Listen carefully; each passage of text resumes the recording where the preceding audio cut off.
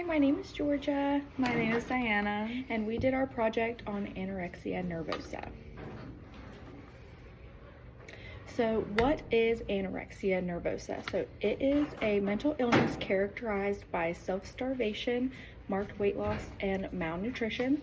This is an example picture of a patient who did suffer from anorexia nervosa, but I did want to note when showing this picture that not everyone who has anorexia has it this severely. This is a very severe example of someone who has it, just to kind of show what it can turn into. But anorexia is the deadliest of all mental illnesses, and that does include PTSD, depression, anxiety, etc. Who is at risk for anorexia nervosa? Anyone is at risk, but these examples are the most impacted. It mostly impacts adolescent girls and young women, usually women between 15 and 19 years old, young teenagers, and preteens are included. People who have a lot of physical activity and have the compulsive need to exercise are at a risk of anorexia nervosa. People with low BMIs and people who diet are also at risk. A study was shown that youth who undereat and have less need to diet are also at a more risk of developing anorexia, as well as negative effects and difficulty getting along with their peers. And while it hasn't been scientifically proven that modern day diet culture necessarily and seeing supermodels on magazines contributes to it, that has been a topic brought up by people our age specifically, but also older adults who see it happening, that model diet culture can also contribute to unrealistic beauty standards that can cause this illness. So what is the prevalence of anorexia nervosa? So incident rates are increasing both in males and females. So it doesn't really matter if you're a 60-year-old man or, which is primarily who it affects, a younger girl. You are at risk for developing anorexia. So 1% or more of women may develop anorexia nervosa during their lifetime, and the average duration of the illness is about 6 years. So if it isn't, I don't want to say cured, but if it isn't, interrupted in some way, it can last longer than 6 years, but that is the average time span. Mortality rates are as high as 5% of all people who are affected by anorexia. And like I said on one of the previous slides, it is one of the highest incident rates of suicide.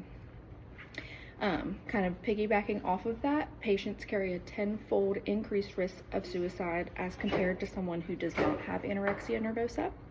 And about 20% of deaths in patients with anorexia nervosa are the result of suicide. So and we'll get into it a little bit deeper into the PowerPoint, but there are some physical, I don't know the word I'm looking for, but there's some symptoms of anorexia nervosa that can lead to death, primarily a bunch of different nutrient deficiencies, but suicide carries 20% of the death rate.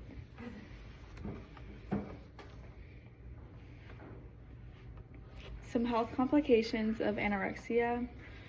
90% of women with anorexia have low bone mineral density. This disorder also affects many different organ systems, including cardiovascular, gastrointestinal, endocrine, neurological, and skeletal. It also has mental effects like mood and anxiety disorders, increased suicidal thoughts, and decrease in brain volume. Anorexia nervosa affects both the body physically and mentally. So we did include a couple pictures of those symptoms that we were talking about before, so I'm just going to briefly go over those. The first one we have on here is muscle loss and visible bones. So this is a picture of someone before and after having anorexia in the first picture, and after is once it had been intervened with different kinds of therapies. But as you can see, there are visible bones on her back, like she was talking about before, the muscle loss and the skeletal. You can see much more of when you do have anorexia.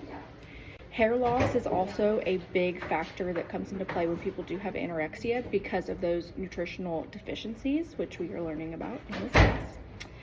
Tooth decay is also a big one. When you lack calcium, you do tend to have that, tooth decay.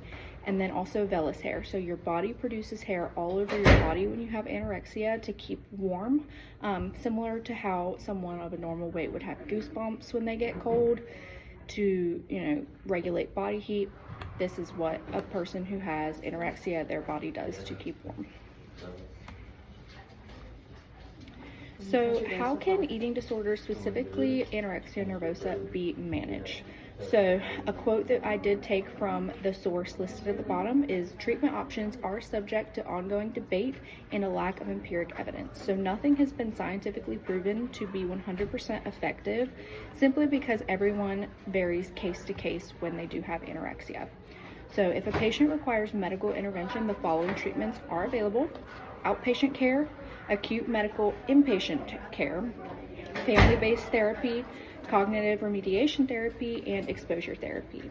So with family-based therapy, the reason for that is because people who do suffer with anorexia, it doesn't just affect you, it affects the whole family. So similar to different kinds of addictions and, sorry, I'm getting distracted.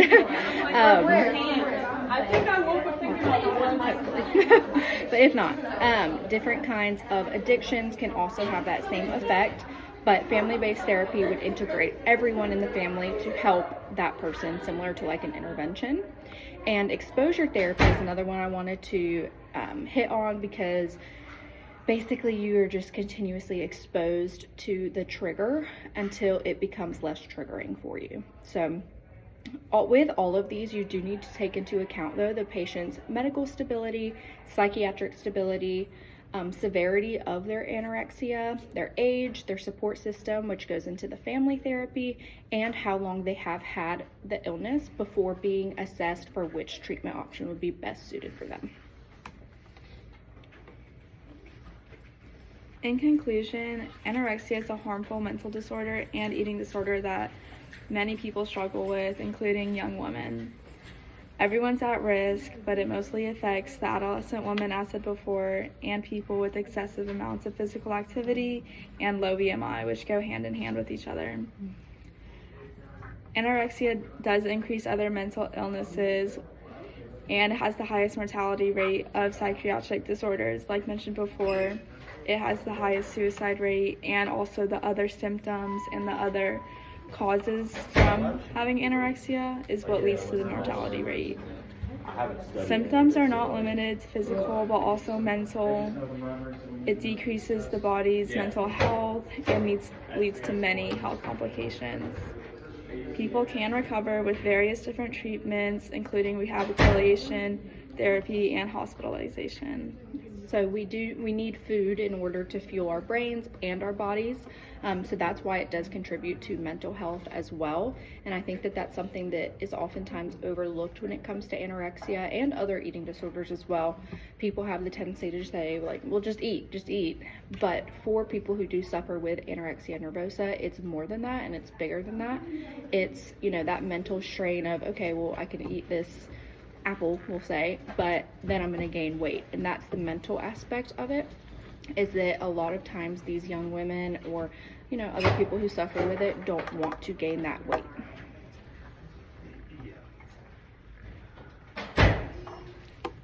For all of the sources that we found, we went to our library's database on PubMed, and we were able to find all these reputable sources. Yes, it was very important for us to gain sources that were reputable when it comes to this topic, because there are so many different, mistruths when it comes to both how to cure anorexia, but also what it stems from. So we got all of these sources from PubMed and made sure that they were current as well, meaning 2017 and newer. But that is our presentation, and we were very happy to get this topic because it is something that's very prevalent, especially being in the nutrition field, obviously, because it's the lack of nutrition. So we were very happy to have this subject, and all in all, I think the main takeaways are going to be that There's no cure necessarily for anorexia, but there are different treatment options available for those who do suffer with it. All right. Thank you. Bye.